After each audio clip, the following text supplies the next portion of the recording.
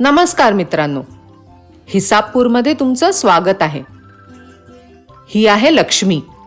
ती एक छोटंसं दुकान चालवते. तिथे ती मोठमोठे हिशोब चुटकीसरशी करते. प्रत्येक रविवारी जेव्हा सूर्याची सोनेरी किरणं लक्ष्मी जनरल स्टोअरवर पडतात तेव्हा तिचे भाग्य उजळते. तेव्हाच मागच्या गल्लीतून कमला ही खांद्यावर बॅग लटकवत काही वस्तू खरेदी करण्यासाठी बाहेर निघाली. ती भराभर गर्दीला बाजूला सारत लक्ष्मी समोर उभी राहिली आणि म्हणाली, ताई, मला 3 किलो डाळ, 5 किलो पीठ आणि अर्धा किलो तूप दे. कमलाचे सामान टेबलावर ठेवल्यानंतर लक्ष्मी पुढच्या ग्राहकाचे सामान काढण्यात व्यस्त झाली. ताई, आधी माझा हिशोब कर. मला लवकर निघायचं आहे. आज मला खूप कामं आहेत. अगं कमला, ही यादी पाहून तूच पटकन हिशोब कर आणि मला सांग किती झाले. हिशोबाचे नाव घेताच कमलाचं डोकं गरगरलं आणि ती घाबरली. ताई, इतका हिशोब करणं माझ्याने होणार नाही. तूच सांग. अगं घाबरू नकोस. तू 3 किलो डाळ, 5 किलो पीठ आणि अर्धा किलो तूप घेतले तर तुझे झाले 1,000 रुपये. अरे बापरे, तू तर कॅल्क्युलेटर पेक्षाही वेगाने हिशोब करतेस. कसं केलंस?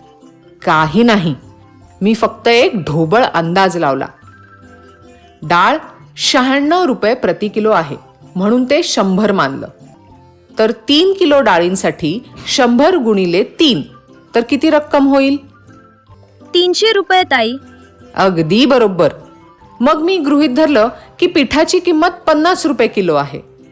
म्हणजे 5 किलोची किंमत 5 गुणिले 50 म्हणजे 250 रुपये. आणि ताई, मी फक्त अर्धा किलो तूप विकत घेतलंय म्हणजे 900 रुपयांचे अर्थ 450 रुपये. बरोबर ना? शाबास. तर अशा प्रकारे 250 आणि 450 म्हणजे 700 होतात. 700 आणि 300 ची बेरीज होते 1000 रुपये. ताई, हे घे 1000 रुपये. अगं थांब, हा फक्त अंदाज होता.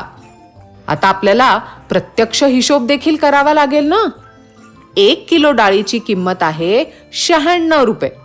म्हणजे 3 किलोसाठी 96ला 3 ने गुणले म्हणजे झाले 288 रुपये. अरे वा ताई, तुला तर 96चा पाढा पण येतो. तू तर खूप हुशार आहेस. हुशार तर मी आहेच आहे, पण मी हे पाढे पाठ करून नाही तर एक युक्ती वापरून केलंय. शिकायचंय? हो, नक्कीच. म्हणजे आधी मी 90 आणि 6 या दोन संख्यांना 3 ने स्वतंत्रपणे गुणलं तर 270 आणि 18 रुपये मिळाले. मग मी 270 मध्ये 18ची बेरीज केली तर झाले 288.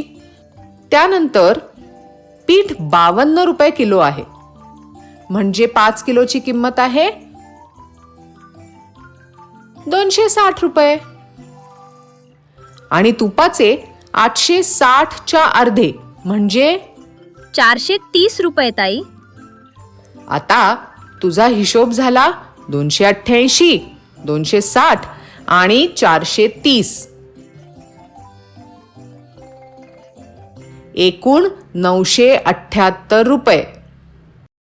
रामचरण फक्त काहीतरी चूक होण्याची वाट पाहत होता. पण अरे रे, हिशोब तर अगदी बरोबर निघाला. 1000 मधून 978 वजा केल्यावर उरतात 22. हे घे तुझे 22 रुपये परत. वा ताई, आज तू मला काही मिनिटातच सगळा हिशोब शिकवलास. मी तर म्हणते कमला, गणिताशी मैत्री कर, आयुष्य सोपं होईल.